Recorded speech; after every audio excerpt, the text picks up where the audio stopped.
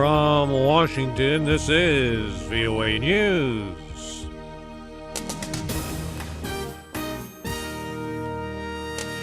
A grim UN assessment of the typhoon disaster in the Philippines. The U.S. responds to Israeli criticism of Iran nuclear talks. I'm Ray Kouguell reporting from Washington.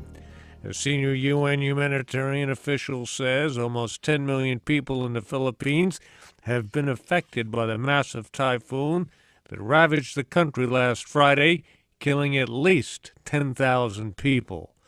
VOA's Margaret Besheer reports on the international response. Ging, operations director of the UN's humanitarian office, told reporters that 9.8 million people have been affected and 660,000 displaced from what he said was the biggest typhoon recorded in nearly a century.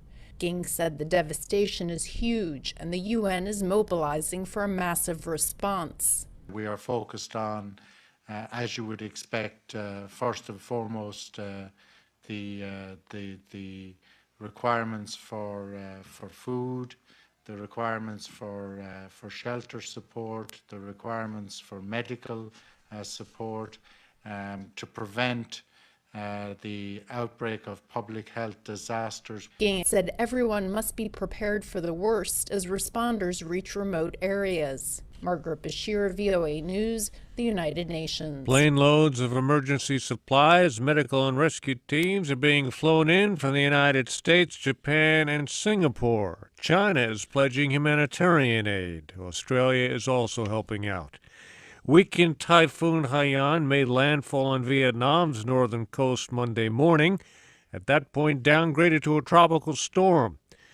It ripped off roofs, uprooted some trees, and caused blackouts in some areas. Fortunately, no casualties reported. Syria's main Western-backed opposition coalition says it will take part in peace talks with the government if certain conditions are met. The Syrian National Coalition announced its decision Monday after 2 days of talks in Istanbul. The group wants the government to guarantee establishment of humanitarian corridors, the release of detainees, and for the peace negotiations to result in a political transition in Syria. Iran's reached a deal with the United Nations nuclear watchdog agency to allow expanded inspections of its nuclear sites and provide some long-sought information about its nuclear activities. The agreement reached Monday with the International Atomic Energy Agency requires Iran to give inspectors managed access within 3 months to the country's main uranium mine and to a plant producing heavy water for a partially completed nuclear reactor near the city of Arak. The deal was struck during talks in Tehran. Meanwhile, U.S. Secretary of State John Kerry is pushing back against Israeli criticism of a still-developing deal to limit Iran's nuclear program. VOA Scott Stearns reports from Abu Dhabi, where Secretary Kerry was holding talks on Monday. Kerry says there's no race to complete just any agreement limiting Iran's nuclear program in exchange for easing some sanctions. And the inability to conclude such a deal in Geneva this past weekend shows there's more work to do. Israeli Prime Minister Benjamin Netanyahu told his cabinet Sunday the apparent deal is bad and dangerous because it lowers the pressure of sanctions while allowing Iran to retain both its capability to enrich uranium and its pursuit of a plutonium reactor. Speaking to reporters in Abu Dhabi Monday, Kerry said Mr. Netanyahu's criticism is premature. I believe the Prime Minister needs to recognize that no agreement has been reached about the end game here. That's the subject of the negotiation. Scott Stearns, VOA News, Abu Dhabi. Thousands of delegates from nations and environmental organizations around the world have opened climate talks in Warsaw, Poland. They're hoping to lay the groundwork for a new treaty to fight global warming. The 12-day UN talks began Monday with warnings about potentially disastrous warming.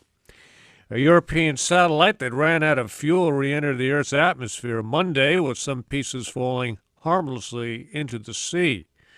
According the European Space Agency's debris office. The satellite re-entered the Earth's atmosphere over the southern Atlantic Ocean near the Falkland Islands.